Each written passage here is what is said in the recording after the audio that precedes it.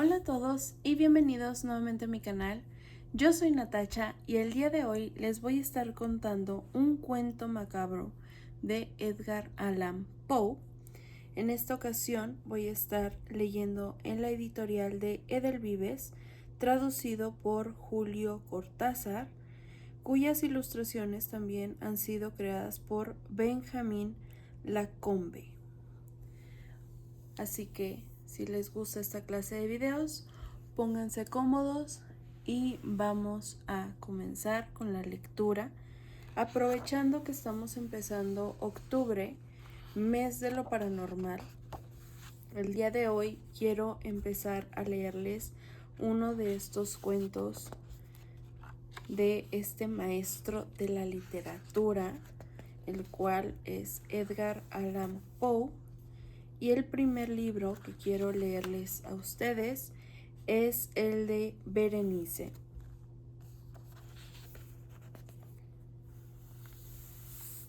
La desdicha es diversa, la desgracia cunde multiforme sobre la tierra, desplegada sobre el ancho horizonte como el arco iris. Sus colores son tan variados como los de este, y también tan distintos y tan íntimamente unidos. Desplegada sobre el ancho horizonte como el arco iris. ¿Cómo es que de la belleza he derivado un tipo de fealdad, de la alianza y la paz, un símil del dolor? Pero así como en la ética, el mal es una consecuencia del bien. Así, en realidad, de la alegría nace la pena, o la memoria de la pasada beatitud es la angustia de hoy, o las agonías que son se originan en los éxtasis que pudieron haber sido. Mi nombre de pila es Egaus. No mencionaré mi apellido. Sin embargo, no hay en mi país torres más venerables que mi melancolía y gris heredad. Nuestro linaje ha sido llamado raza de visionarios, y en muchos detalles sorprendentes, en el carácter de la mansión familiar, en los frescos del salón principal, en las colgaduras de los dormitorios, en los relieves de algunos pilares de la sala de armas, pero especialmente en la galería de cuadros antiguos, en el estilo de la biblioteca y por último en la peculiarísima naturaleza de sus libros. Hay elementos más que suficientes para justificar esta creencia. Los recuerdos de mis primeros años se relacionan con este aposento y con sus volúmenes, de los cuales no volveré a hablar. Allí murió mi madre, allí nací yo. Pero es simplemente ocioso decir que no había vivido antes, que el alma no tiene una existencia previa. ¿Lo negáis? No discutiremos el punto. Yo estoy convencido, pero no trato de convencer. Hay, sin embargo, un recuerdo de formas aéreas, de ojos espirituales y expresivos, de sonidos musicales, aunque tristes, un recuerdo que no será excluido, una memoria como una sombra, vaga, variable, indefinida, insegura, y como una sombra también en la imposibilidad de liberarme de ella mientras brilla el sol de mi razón. En ese aposento nací. Al despertar de improviso de la larga noche de eso que parecía, sin serlo, la no existencia, a regiones de hadas, a un palacio de imaginación, a los extraños dominios del pensamiento y la erudición monásticos, no es raro que mirara a mi alrededor con ojos asombrados y ardientes, que malgastara mi infancia entre libros y disipara mi juventud en ensoñaciones. Pero sí es raro que transcurrieran los años y el cenit de la virilidad me encontrara aún en la mansión de mis padres. Sí, es asombrosa la paralización que subyugó las fuentes de mi vida, asombrosa la inversión total que se produjo en el carácter de mis pensamientos más comunes. Las realidades terrenales me afectaban como visiones, y sólo como visiones, mientras las extrañas ideas del mundo de los sueños se tornaron, en cambio, no en pasto de mi existencia cotidiana, sino realmente en mi sola y entera existencia. Berenice y yo éramos primos. Crecimos juntos en la heredad paterna, pero crecimos de distinta manera. Yo enfermizo envuelto en melancolía. Ella, ágil, graciosa, desbordante de fuerzas. Suyos eran los paseos por la colina, míos, los estudios del claustro. Yo, viviendo encerrado en mí mismo y entregado en cuerpo y alma a la intensa y penosa meditación. Ella, vagando despreocupadamente por la vida, sin pensar en las sombras del camino o en la huida silenciosa de las horas de alas negras.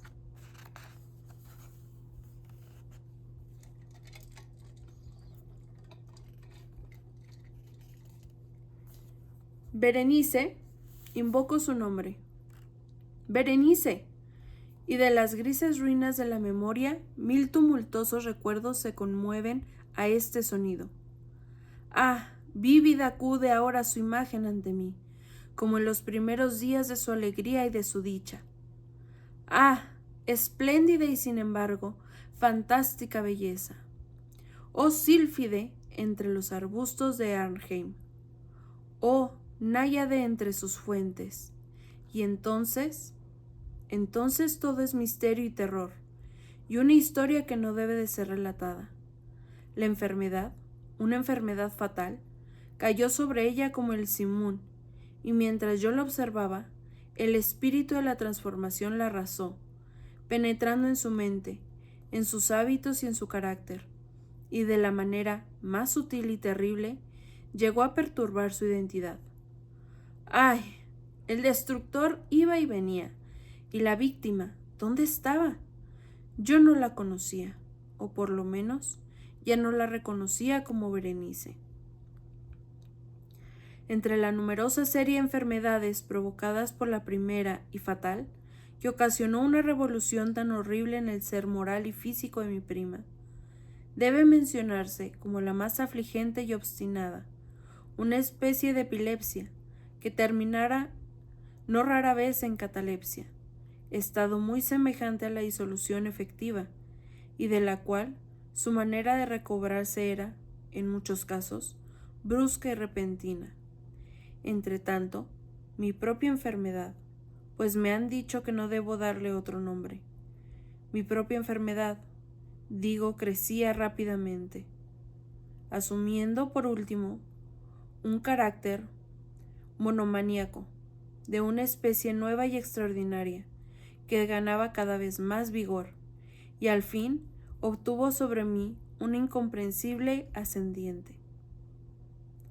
Esta monomanía, si así debo llamarla, consistía en una irritabilidad morbosa, de esas propiedades de la mente que la ciencia psicológica designa con la palabra atención. Es más que probable que no se me entienda, pero temo en verdad que no haya manera posible de proporcionar a la inteligencia del lector corriente una adecuada de esa nerviosa intensidad del interés con que en mi caso las facultades de meditación, por no emplear términos técnicos, actuaban y se sumían en la contemplación de los objetos del universo, aún de los más comunes.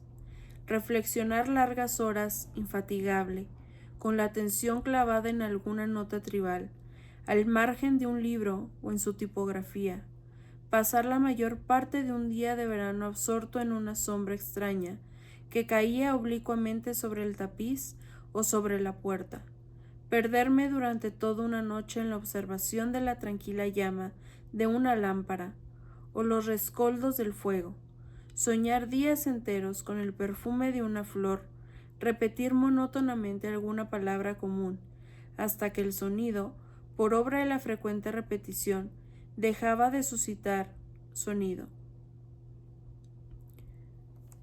Por obra de la frecuente repetición dejaba de suscitar idea alguna en la mente, perder todo sentido de movimiento o de existencia física gracias a una absoluta y obstinada quietud, largo tiempo prolongada.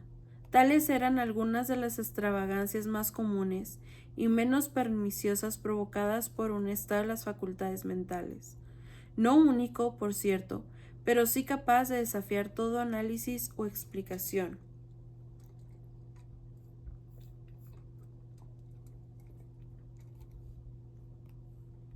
Mas no se me entienda mal. La excesiva, intensa y mórbida atención, así excitada por objetos tribales en sí mismos, no debe confundirse con la tendencia a la meditación, común a todos los hombres, y que se da especialmente en las personas de imaginación ardiente. Tampoco era, como pudo suponer, al principio, un estado agudo o una exageración de esa tendencia, sino primaria y esencialmente distinta, diferente. En un caso, el soñador o el fanático, interesado en un objeto habitualmente no tribal, lo pierde de vista poco a poco, en una multitud de deducciones y sugerencias que de él proceden, hasta que al final de su ensueño, colmado a menudo de voluptuosidad e incitamentum, o primera causa de sus meditaciones, desaparece en un completo olvido. En mi caso, el objeto primario era invariablemente tribal, aunque asumiera, a través del intermedio de mi visión perturbada, una importancia refleja, irreal. Pocas deducciones, si es que aparecía alguna, surgían, y esas pocas retomaban tercamente al objeto original, como a su centro. Las meditaciones nunca eran placenteras, y al cabo del ensueño, la primera causa, lejos de estar fuera de vista, había alcanzado ese interés sobrenaturalmente exagerado, que constituía el rasgo dominante del mal. En una palabra, las facultades mentales más ejercidas, en mi caso, eran, como ya lo he dicho, las de la atención, mientras en el soñador son las de especulación. Mis libros, en esa época, si no servían en realidad para irritar el trastorno, participaban ampliamente, como se comprenderá, por su naturaleza imaginativa e inconexa, de las características peculiares del trastorno mismo. Puedo recordar, entre otros, el tratado del noble italiano Coelius Secundus Curio, De Amplitudine Beati Regni Dei, la gran obra de San Agustín, La ciudad de Dios, y la de Tertuliano, de Carne Christi, cuya paradójica sentencia, Mortus est Dei filius, credibili est quia ineptum est, el Seblas resurrexil certum est quia impossibili est, ocupó mi tiempo íntegro durante muchas semanas de laboriosa e inútil investigación. Se verá, pues, que arrancada de su equilibrio, solo por cosas tribales, mi razón semejaba ese risco marino del cual hablaba Prometeo Hefestión, que resistía firme los ataques de la violencia humana y la feroz furia de las aguas y los vientos, que templaba el contacto de la flor llamada asfodelo. Y aunque para un observador descuidado puede parecer fuera de duda que la alteración producida en la condición moral de Berenice por su desventurada enfermedad me brindaría muchos objetos para el ejercicio de esa intensa y anormal meditación, cuya naturaleza me ha costado cierto trabajo explicar, en modo alguno era el caso. En los intervalos lúcidos de mi mal, su calamidad me daba pena, y muy conmovido por la ruina total de su hermosa y dulce vida, no dejaba de meditar con frecuencia, amargamente en los prodigiosos medios por los cuales había llegado a producirse una revolución tan súbita y extraña. Pero estas reflexiones no participaban de la idiosincrasia de mi enfermedad, y eran semejantes a las que en similares circunstancias podían presentarse en el común de los hombres. Fiel a su propio carácter, mi trastorno se gozaba en los cambios menos importantes, pero más llamativos, operados en la constitución física de Berenice, en la singular y espantosa distorsión de su identidad personal, en los días más brillantes de su belleza incomparable. Seguramente no la amé. En la extraña anomalía de mi existencia, los sentimientos de mí nunca venían del corazón, y las pasiones siempre venían de la inteligencia. A través del alba gris, en las sombras entrelazadas del bosque, a mediodía y en el silencio de mi biblioteca por la noche, su imagen había flotado ante mis ojos, y yo la había visto, no como una Berenice viva, palpitante, sino como la Berenice de un sueño, no como una moradora de la tierra, terrenal, sino como su abstracción, no como una cosa para admirar, sino para analizar, no como un objeto de amor, sino con el tema de una especulación tan abstrusa como inconexa, y ahora temblaba en su presencia y palidecía cuando se acercaba. Sin embargo, lamentando amargamente su decadencia y su ruina, recordé que me había amado largo tiempo, y en un mal momento le hablé de matrimonio. Y al fin se acercaba la fecha de nuestras nupcias, cuando una tarde de invierno, en uno de estos días intempestivamente cálidos, serenos y brumosos, que son la nodriza de la hermosa Alción, me senté, creyéndome solo, en el gabinete interior de la biblioteca, pero alzando los ojos vi ante mí a Berenice.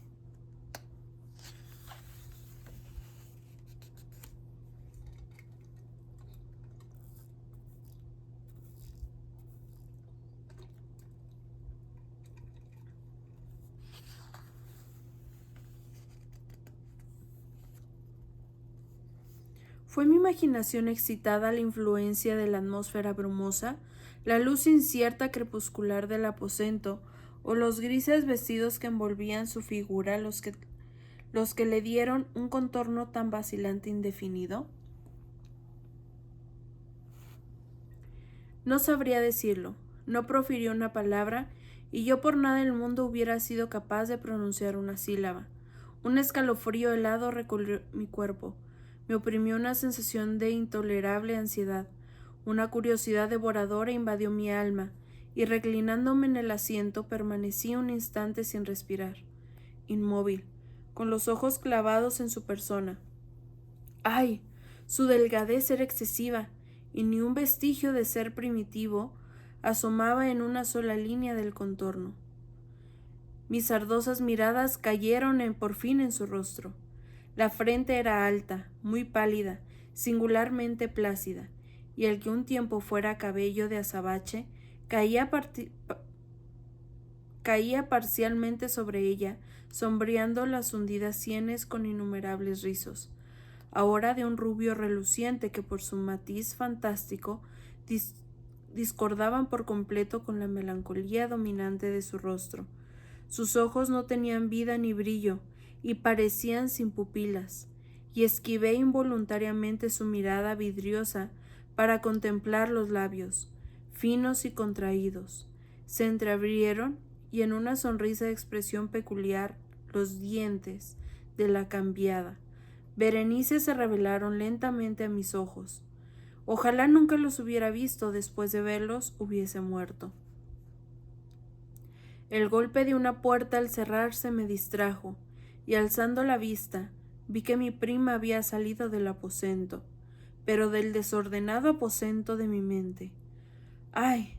No había salido ni se apartaría el blanco y horrible aspecto de los dientes, ni un punto en su superficie, ni una sombra en el esmalte, ni una melladura en el borde hubo en esa pasajera sonrisa que no se grababa fuego en mi memoria.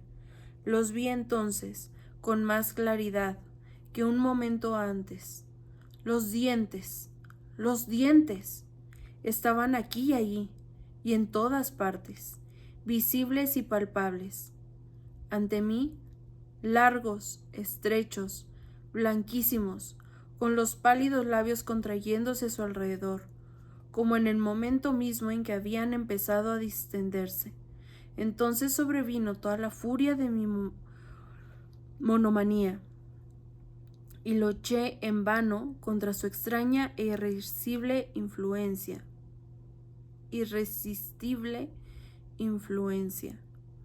Entre los múltiples objetos del mundo exterior, no tenía pensamientos, sino por los dientes. Los ansiaba con un deseo frenético. Todos los asuntos y todos los diferentes intereses se absorbieron en una sola contemplación. Ellos eran los únicos presentes en mi mirada mental, y en su insustituible individualidad. Llegaron a ser la esencia de mi vida intelectual. Los observé a todas las luces, les hice adoptar todas las actitudes, examiné sus características, estudié sus peculiaridades, medité sobre su conformación, reflexioné sobre el cambio de su naturaleza. Me estremecí al asignarles en mi imaginación un poder sensible y consciente, y aún sin la ayuda de los labios, una capacidad de expresión moral. Se ha dicho bien de Mademoiselle Seel que tous ses pas étaient des sentiments, y de Berenice yo creía con la mayoría seriedad que tous ses dents étaient des idées. Ah, este fue el insensato pensamiento que me destruyó. Des idées. Ah, por eso. Era que los codiciaba tan locamente. Sentí que solo su posesión podía devolverme la paz, restituyéndome a la razón. Y la tarde cayó sobre mí y vino la oscuridad. Duró y se fue, y amaneció el nuevo día. Y las brumas de una segunda noche se acumularon, y yo seguía inmóvil, sentado en aquel aposento solitario, y seguí sumido en la meditación, y el fantasma de los dientes mantenía su terrible ascendente, como si con la claridad más viva y más espantosa flotara entre las cambiantes luces y sombras del recinto. Al fin, irrumpió en mis sueños un grito como de horror y consternación, y luego, tras una pausa, el sonido de turbadas voces mezcladas con sordos lamentos de dolor y pena. Me levanté de mi asiento y, abriendo de par en par una de las puertas de la biblioteca, vi en la antecámara a una criada deshecha en lágrimas, quien me dijo que Berenice ya no existía. Había tenido un acceso de epilepsia por la mañana temprano, y ahora, al caer la noche, la tumba estaba dispuesta para su ocupante, y terminados los preparativos del entierro. Me encontré sentado en la biblioteca, y de nuevo solo. Me parecía que acababa de despertar de un sueño confuso y excitante. Sabía que era medianoche, y que desde la puesta del sol Berenice estaba enterrada, pero del melancólico periodo intermedio no tenía conocimiento real, o por lo menos definido. Sin embargo, su recuerdo estaba repleto de horror. Horror más horrible por lo vago, terror más terrible por su ambigüedad. Era una página atroz en la historia de mi existencia, escrita toda con recuerdos oscuros, espantosos, ininteligibles. Luché por descifrarlos, pero en vano, mientras una y otra vez, como el espíritu de un sonido ausente, un agudo y penetrante grito de mujer parecía sonar en mis oídos. Yo había hecho algo. ¿Qué era? Me lo pregunté a mí misma en voz alta, y los susurrantes ecos del aposento me respondieron. ¿Qué era?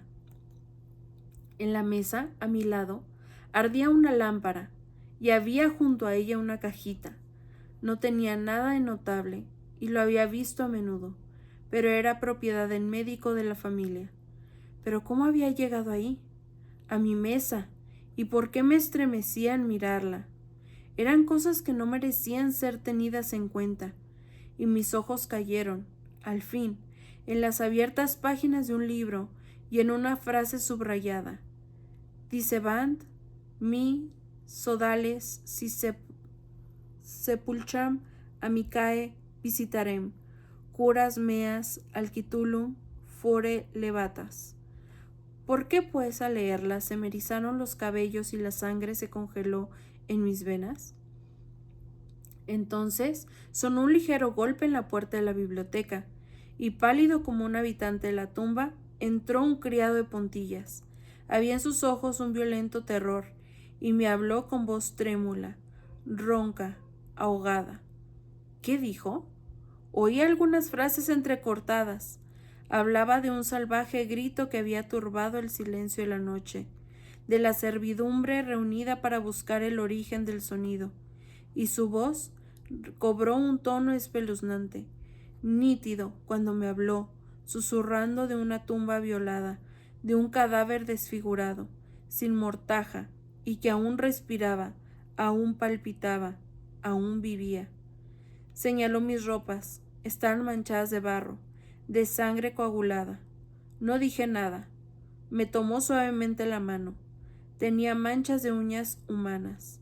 Dirigió mi atención a un objeto que había contra la pared. Lo miré durante unos minutos. Era una pala. Con un alarido salté hasta la mesa y me apoderé de la caja, pero no pude abrirla, y mi temblor se me deslizó de la mano y cayó pesadamente, y se hizo añicos, y de entre ellos, entrechocándose, rodaron algunos instrumentos de cirugía dental, mezclados con 32 objetos pequeños, blancos, marfilinos, que se desparramaron por el piso. Y esto fue todo por el cuento del día de hoy. Espero les haya gustado mucho esta lectura, que la hayan disfrutado. Pido perdón por los errores que cometí al leer algunas palabras, que realmente él usa un vocabulario bastante extravagante que no estoy acostumbrada a leer, y por esto mismo también me gusta hacer este tipo de videos leyendo, porque de esta manera puedo también como que agilizar un poquito más mi lectura en voz alta. Así que bueno, esto es también como una ayuda personal que estoy haciendo. Así que bueno, nosotros nos vemos en un siguiente video. Si les gustó, denle manita arriba, comenten, compartan, y nosotros nos vemos en un siguiente video. Bye.